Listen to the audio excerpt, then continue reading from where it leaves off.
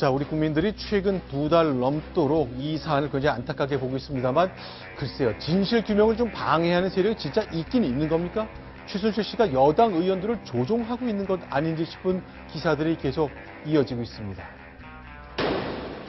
자, 심지어요, 안종범 수석, 이제 청와대를 떠나기 전인데 검찰에 출두하면 일일이 답하는 게 좋겠다는 자료를 누군가에 건넸다는 보도도 이어지고 있습니다. 이 언론 보도와 증언이 이어지고 있는데 관련된 것 하나씩 살펴보겠습니다. 황순욱 차장. 네.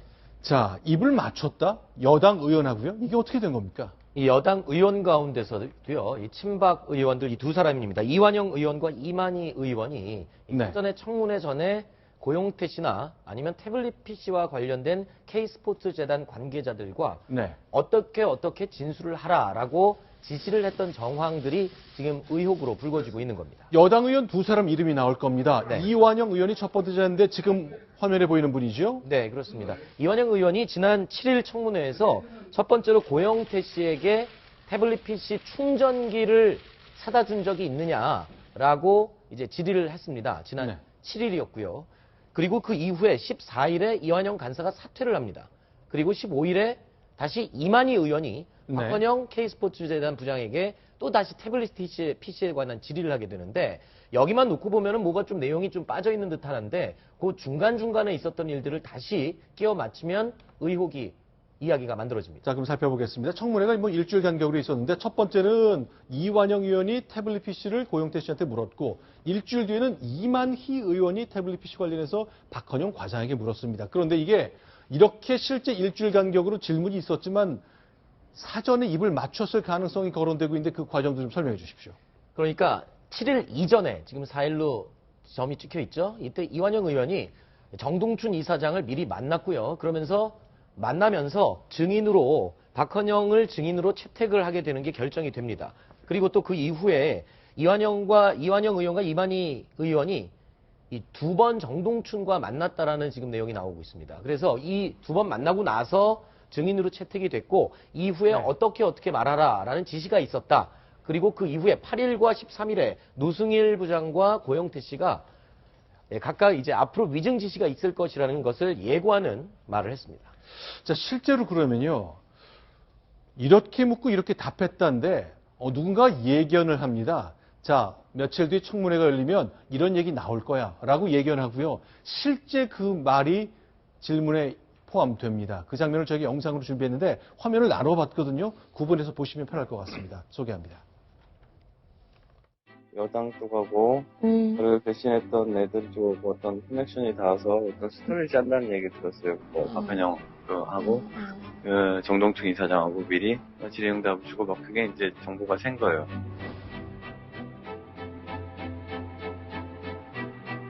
태블릿 PC 이런 것들 내용을 아느냐 봤느냐 보면 편에서 문제가 됐던 그 태블릿 PC를 보신 적이 있습니까? 네. 태블릿을 고영태 씨가 이제 들고 다녔었고 책상에 본 적이 있다. 그 사무실을 비울 때 그 책상 안에 들어있던 태블릿을 봤기 때문에 내가 잭을 구해달라고 했다. 이런 스토리로 간다는 거죠. 저한테 충전기를 사오라고 시켰었습니다. 일반 충전기가 아니다.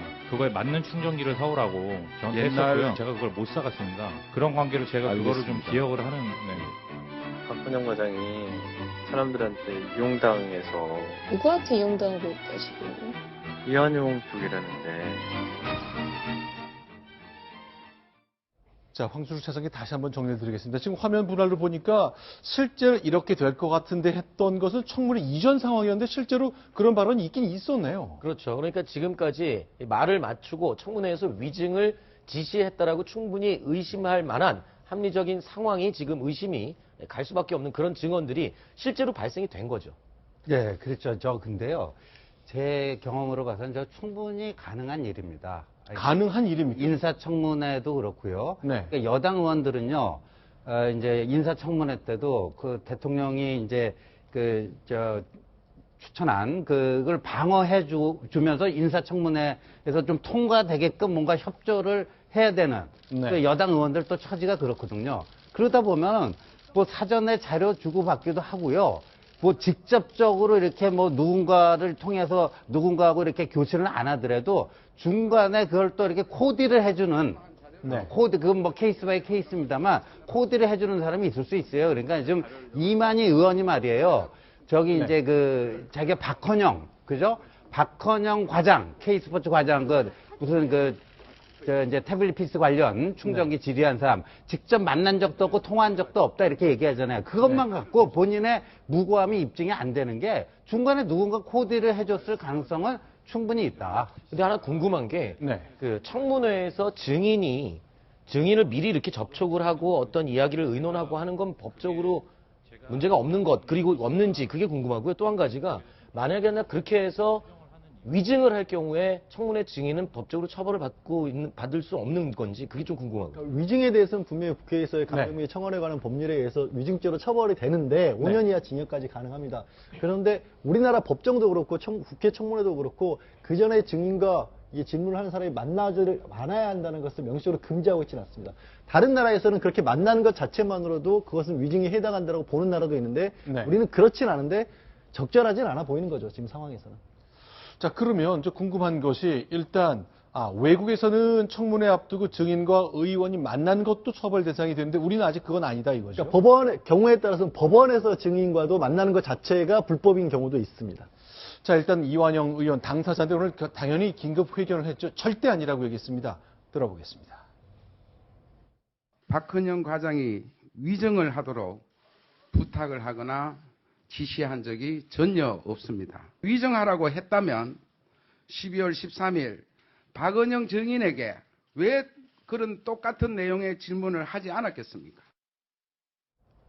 자, 다시 한번 근본적인 질문 하나 좀 드려봤으면 좋겠습니다. 황순욱 차장. 그러니까 자꾸 태블릿 PC가 이게 누구 거냐? 저 최순실 씨가 쓴 적이 있느냐 없느냐? 왜냐면 최순실 씨는 저 태블릿 PC가 내 게 아니라 그러잖아요. 네. 그러니까 이렇게 이 박헌영 씨나 이렇게 말한 내용을 들어보면 만약 그걸 다 진실이라고 믿는다면 뭐가 좀 달라지는 겁니까? 일단, 예. 제가 그 부분은 좀 말씀드리고 싶은데요. 네. 지금 사실은 태블릿 PC에서 문건이 쏟아져 나오면서 이 사건이 엄청난 변곡점을 맞습니다. 그렇죠. 대통령이 그 다음날 바로 사과를 네. 하게 되죠. 그 전날 아시다시피 개헌을 얘기했던 분이 다음날 바로 다시 사과를 하는데 이 사건이 네. 대통령한테 좀 유리하게 전개되기를 바라는 사람들이 가지고 있는 그런 어떤 기본적인 그 마음속에 뭐가 있냐면 네. 이 태블릿 PC가 조작된 것 같다. 네. 이것만 어떻게 증명을 하면 이게 최순실 거가 아니라는 것만 증명을 한다면 이 사건은 엄청난 반전을 맞게 될 것이다라는 그런 생각을 가지고 있어요. 네. 제가 이렇게 저한테 무슨 이렇게 오는 제보라든가 의견이라든가를 보면 네. 죄송합니다. 대부분 거기에 맞춰 있습니다. 어떻게든 그 결정적 그렇죠. 증거가 네. 훼손이 되고 훼손되고 이게 최순실 씨가 아니다. 그러면 도대체 어떻게 된 거냐? 그러면 이거 JTBC 씨가 조작한 거 아니냐?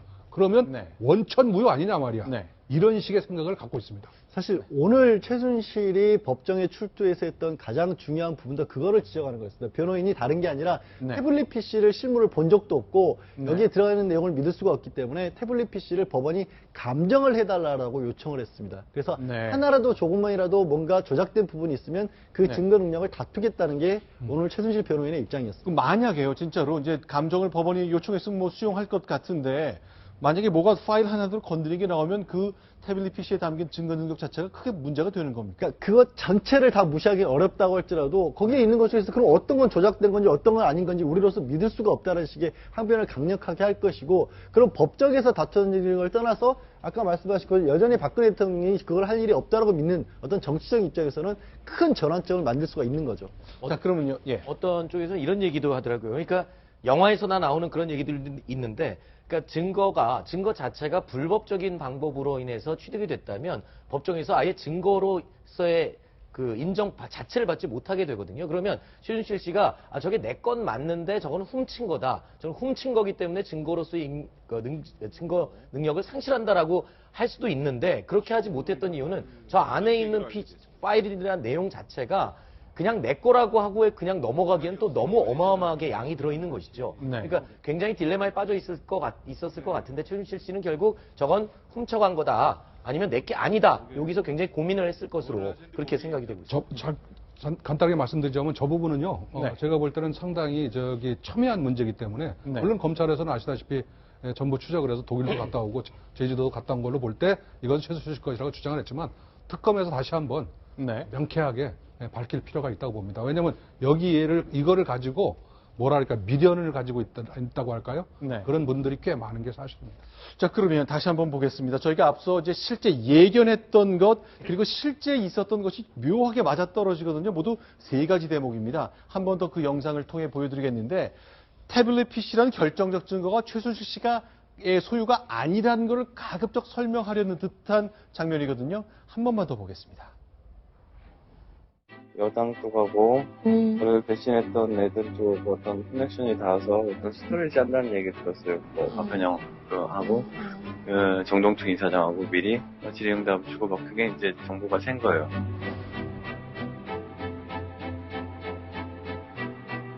태블릿 PC 뭐 이런 것들 내용을 아느냐 봤느냐 보면 편에서 문제가 됐던 그 태블릿 PC를 보신 적이 있습니까? 네. 태블릿을 고영태 씨가 이제 들고 다녔었고 책상에 본 적이 있다. 그 사무실을 비울 때 그 책상 안에 들어있던 태블릿을 봤기 때문에 내가 잭을 구해달라고 했다. 뭐 이런 소리를 간다는 거죠. 저한테 충전기를 사오라고 시켰었습니다.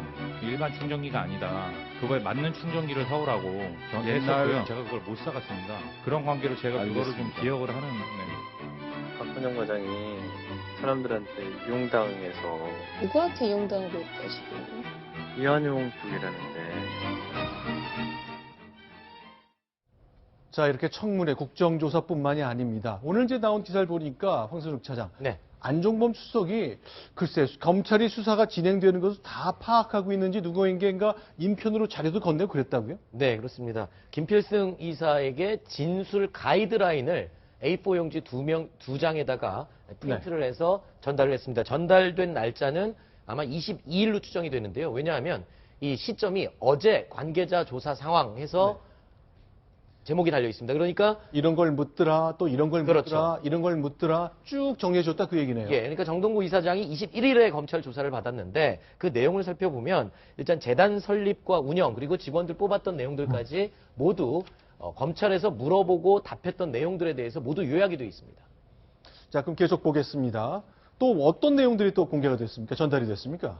일단 답변을 어떤 식으로 해라라는 식의 대답까지 정해져 있었는데 곤란한 사항이면 기억을 못한다, 잘 모른다 이렇게 답변을 해도 무방이다. 왜냐하면 그 기금 운용 자체가 밝혀진 게 아니기 때문에 법적으로 아무런 문제가 되지 않는다. 그러니까 모르는 건 모른다. 그리고 불리한 거는 잘 기억이 안 난다. 이렇게 해도 무방하다라고 이미 가이드라인을 다 제시를 한 내용이었습니다. 그런데 보통 이런 게 공개가 됩니까? 물론 이제 저 전날 조사한 사람의 변호인 등이 나와가지고 뭐 물어보면 설명해 줄 수는 있겠습니다만 지금 보시는 것처럼 저렇게 롯데 70억, 5억 원 기부금은 어떻게 된 거냐 이렇게 답하시라, 이렇게 답하시라 저 두 장을 전달했다는 거잖아요. 그게 본인은 이제 전달된 게 아니라 이게 뭐 이게 검찰 출신에서 어떤 것들이 나왔을지를 뭐 상상해서 막연하게 만들었다 이런 식의 해명이라고 해야 될 거 얘기를 하고 자기들이 있어요. 파악한 게 아니라 파악한 게 아니라 거다. 상상했어야 했는데 근데 좀 전에 잠깐 양식을 비춰봐도 아시겠지만 저거는 어떤 공문서를 만들어 본 사람이 그 내용을 잘 알고 그런 형식이나 내용을 잘 알고 있는 사람이 기재한 것이지